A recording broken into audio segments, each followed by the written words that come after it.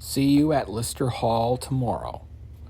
Read by the author, Garret Ford. Chapter 1. The Circus. Clowns. The hallowed past. This sacred, savage epoch before the advent of the chronoencabulator is deemed too delicate and hazardous for further manipulation. See you at Lister Hall tomorrow. The clown turned around to leave, but was stopped. A large, chromed revolver was pointed to his temple. Whoops! Wrong door! Not so funny now, are we, clown? The magician pressed the gun barrel into the rosy red spot on the clown's white grease-painted cheek. Cold iron, warm flesh. Thought you could run, thought you could hide, thought you could escape, but this is my circus. Here I am God. The clown laughed, speaking in a hilariously silly voice. Sorry, yeesh, do I sound Canadian? How about that, Chief? I'll just be going now. The clown turned to exit the gaudily colored red and white circus tent, while Julius Fusick's entrance of the gladiators played faintly outside. Distant roaring cheers, the laughter of crowds, and the big top. The magician stepped in front of them, pressing the gun under his nose. No, clown. The magician clicked his tongue, shoving the pistol against his red nose. It let out a squeak. Why, you're going to have to do better than that. Now, you're going to tell me who told. The clown turned his face away, unable to meet the magician's gaze. Opening his mouth, he let out an unconvincing clown laugh. This one, even more obnoxious than the last. It echoed hollowly down the barrel of the chromed revolver pressed under his big red nose. Sorry, Chief, I don't know what you're talking about. This long metal tube smells a bit like a cannon. Now, if you'll excuse me, I have to go see a man about a balloon horse. The clown neighed, rolling his eyes. A bead of sweat rolled down his white, grease-painted forehead, revealing the bare, blushing meat beneath. But wait, that's not cannon. Oink, oink. Fool, you mock me, even in the face of death. The magician snarled, prodding him with his pistol. The clown nose squeaked. Eek. Buy me a drink first. The clown laughed and lolled his tongue at him. Or are you here to take my tonsils? I will not be upstage. How did you do it? The magician grabbed the clown by his frilly yellow collar, pulling him downward to his height. Clown, I don't know who you are or how you know what you know, but you're going to tell me everything about everyone now. Wait, this ain't the podiatrist's office, the clown chuckled, waved his hands in the air. And you're not Newark's district attorney. How funny. I got one. The magician squeezed the trigger, firing around into the clown's huge purple shoe. It honked its last. And for my next trick, I'll paint a new Jackson Pollock with your brains. Now talk. Time was when my dadushka met my babushka in a traveling circus, the clown spoke in a brassy baritone, staring down the barrel of the gun. And they loved each other so much that they... The magician's finger twitched. The trigger clicked. Wait, were those my last words? The clown thought. The hammer of the pistol descended, like a sluggish hydraulic press, spanking the brass bullet casing soundly with a thunderous clank. How odd! I'm not dead. Wait, are you reading this? I'm an idiot clown who is in a bit of a bind, but maybe we can help each other, he thought. Bang! The thunderclap ignited the primer. The primer ignited the gunpowder, and the explosion pushed the lead bullet down the revolver's rifled barrel. The bullet spun, flying toward the clown's eye, the sound of lead grinding on iron. like a cinder block dragged across a gravel parking lot. Hissing gas, hot as hell, vented from the sides of the revolver in a huff. Well, I don't have much time, and neither do you, but if you're reading this, my brother has brain parasites, and now so do you, the clown thought. The bullet exited the barrel. Amid the hot cloud of burning black powder, the lead bullet whirled through the air directly at the clown's wide-open eye. Pyotr Ilyich Tchaikovsky's Swan Lake echoed. The bullet pirouetted amid the sparks, smoke issuing from the barrel, burning his face. Everything I did to save the future from an Armageddon the likes you've never imagined, the clown thought. No time to even wince once. Don't be sad they killed me. My dead hand will trigger a farewell weapon. I'm sorry to do this to you, but I don't think I can do this on my own. And the task is great. Greater than you can imagine. But if we win, we all win. Happiness. Free for everybody. And nobody will be forgotten. But if we lose, well, imagine the railroad will reign forever and ever until the last stars die. Burning smoke dusted his white, grease-painted face. The bullet spun forward, a drunken dervish dancing on the lambs, zipping through the air, screaming like the children on the roller coaster outside. It will hurt, but remember, even 1,000,000 billion years of the cruelest torture is still closer to zero when compared to infinity. The drifting shadow of Samael surged towards the clown, though a melody played in his mind. Sleep, baby, sleep, in peace may you slumber. No danger lurks, your sleep to encumber. We've got the missiles, peace to determine, and one of the fingers on the button will be German.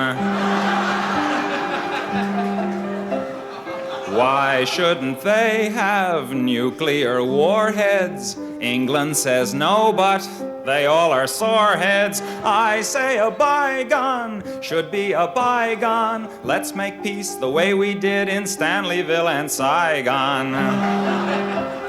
Once all the Germans were warlike and mean, but that couldn't happen again. We taught them a lesson in 1918, and they've hardly bothered us since then. So sleep well, my darling, the Sandman can linger. We know our buddies won't give us the finger. Heil, hail, the Wehrmacht, I mean the Bundeswehr. Hail to our loyal ally. MLF will scare Brezhnev. I hope he is half as scared as I.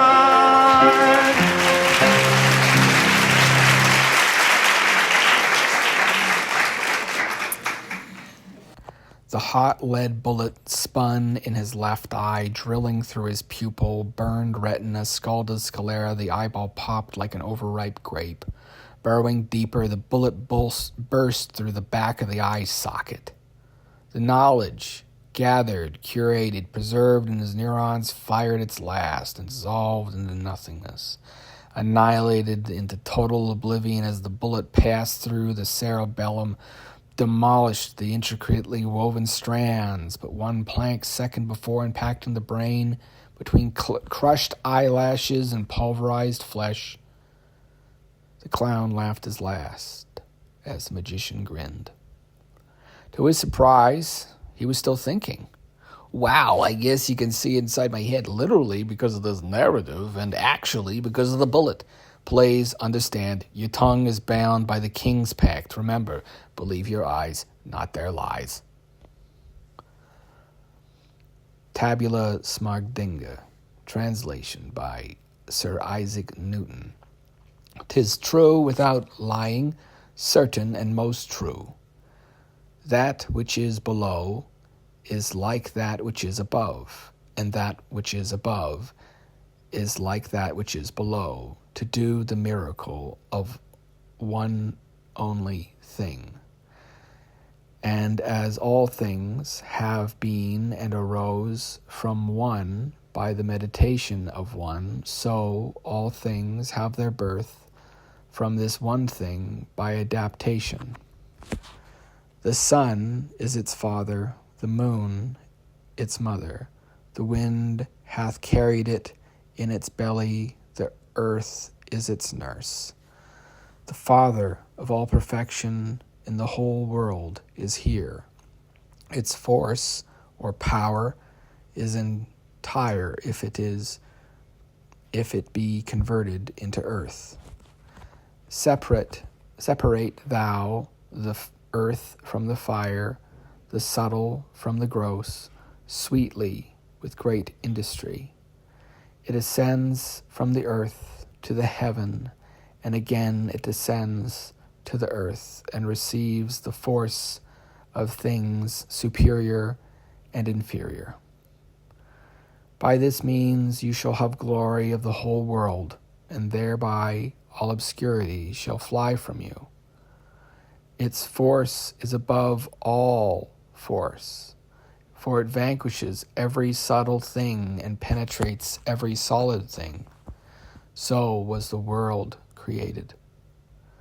From this are and do come admirable adaptations, where of the means is here in this. Hence I am called Hermes Trismegistus, having the three parts of the philosophy of the whole world. That which I have said of the operation of the sun is accomplished and ended. The necessity of concealing the art is one of the chief anxieties of alchemists. We are sworn to secrecy by heaven and earth and hell, by the four elements, by the height and the depth, by Hermes, by Anubis, by the howling of Kekaros. An oath has been required of us to reveal nothing clearly to any uninitiated being. Shattering bone flecks, the bullet tumbled upwards through his distant memories of clown college. The hardest day was learning to scream. In a black box theater, he tore off his shirt, howling at his mentor like a maniac, but was told it wasn't primal enough. Spinning through sparking neurons, memories ignited, bursting supernova stars, fireworks on the 4th of July, a sparkler on his very first birthday cake. The bullet spiraled through his brain, his inner monologue silenced. The neurons responsible for calculating the speed of the bullet were gone with a sense of time. Ringing ears, the scent of oranges, pomegranates, blood pumping in his veins, organs throbbing, so keenly aware, the body, the final moment, frozen, infinite regression, spiraling bullet, crawling chaos, fragmented memories, exploding like match heads. A schoolyard scrap, a bully laid on the ground weeping, bloody nose. The big dummy had called his friend a ginkgo. The clown had gone berserk, blacking out, coming to when his friend pulled him off him. Bully cowering, touching the bite marks on his arms, his legs, his face covered in scratches, berating him for not fighting fair. He'd come to fight another little boy, not wrestle with a greased pig. The bullet tumbled from left to the right, continuing through his brain. Worlds untold exploded in his vision. All the faces flashed before his eyes. Mother, father, brother, sister, uncle, aunt, niece, nephew, cousin, lover. Burning like his paper mask on the last day of clown college. The day he drew his true face on an egg and sent it to the Clown Museum. Darker faces vanished in the gloom. Is this it? Sadness, happiness, anger. No emotions. Pruned by the burrowing bullet. Something wet trickled down his leg. His oversized clown trousers drooped. The ceiling spun around him. Bouncing, chaotic squiggles. And I was so close this time. An erection, 10,000 inches long, or maybe an inch. Wait, no. Are these my final thoughts? Is this the end? He ejaculated one last time. The bullet slid to a stop in his pituitary gland. The impedance afforded by the rudimentary chrono organ removed. The clown's mind hurled through all that is, was, and would be. Here, now, at the end of time. I'm hungry, his reptilian brain thought, feeling his last meal, a hot dog, dissolving in his stomach. Now it was hungry again. Or not. Kiosk, kiosk. Everything has already happened. Am I dying? Is it written? It is written. It is fate. A recording of events long past. His amygdala screamed alone in the dark. I'm cold. Who's there? You must learn to think, or you must learn to be dead. The magician spun his revolver on his finger with expert flair, and then holstered it, leaned over the inanimate meat, the comically oversized plastic flower and the dead clown's lapel, sprayed the magician in the face with water. And maybe it was all worth it, for above and outside, beyond the boy's bar limit, a lonely god laughed.